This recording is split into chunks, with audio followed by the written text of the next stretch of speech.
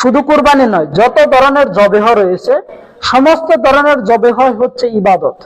আর ইবাদত করতে হবে একমাত্র আল্লাহ তাআলার জন্য। কুরবানি ব্যতীত অন্যান্য যে জবেহ রয়েছে, যেমন মানতের জবেহ, আমি আপনি যদি কোনো পীরের নামে অথবা কোনো মাজারের নামে অথবা কোনো জিনের নামে যদি মানত করি, তাহলে এই মানতটা হয়ে যাবে একটি শিরকি মানত। কেননা মানত করতে হবে একমাত্র আল্লাহ তাআলার জন্য। আল্লাহ তাআলা ব্যতীত অন্য কারোর জন্য কোনো ধরনের মানত করা যাবে না।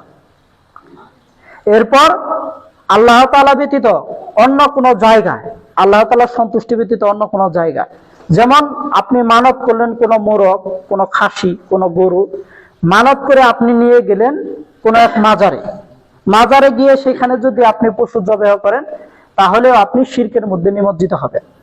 কেননা সকল প্রকার জবেহ করতে হবে একমাত্র আল্লাহ তাআলার জন্য। শুধুমাত্র কুরবানির জবেহ নয়, সকল প্রকার জবেহ আল্লাহ তাআলার জন্য করতে হবে। মনে করেন আপনি কোনো একজন কবিরাজের কাছে গিয়েছেন, আপনাকে জিনে আক্রমণ করেছে, জিন দ্বারা আপনি আক্রান্ত হয়েছেন। তো কবিরাজ বলল যে জিন আপনাকে ছেড়ে দিবে, কিন্তু আপনাকে একটা খাসি দিতে হবে, একটা মোরগ দিতে হবে। আপনি একটা খাসি বা একটা মোরগ দিলেন। তো ওই খাসি এবং মোরগ যদি আপনি জবেহ করেন, জিনকে সন্তুষ্ট করার উদ্দেশ্যে আপনি জবেহ করলেন, এবং জিনকে সন্তুষ্ট করার উদ্দেশ্যে যদি আপনি জবেহ করেন, তাহলে আপনার এই জবেহ বাতিল হয়ে যাবে, বরং এটি শিরকে পরিণত হবে। এ সম্পর্কে আল্লাহ তাআলা সূরা আনআমের 162 নং আয়াতে বলেন, কুল ইন্নাস সালাতি, হে নবী আপনি বলুন নিশ্চয় আমার সালাত, ওয়া নুসুকি আমার কুরবানি, ওয়া মাহইয়া ওয়া মামাতি আমার জীবন এবং আমার মরণ, লিল্লাহি রাব্বিল আলামিন কেবলমাত্র একমাত্র বিশ্বজগতের প্রতিপালক আল্লাহ তাআলার জন্য।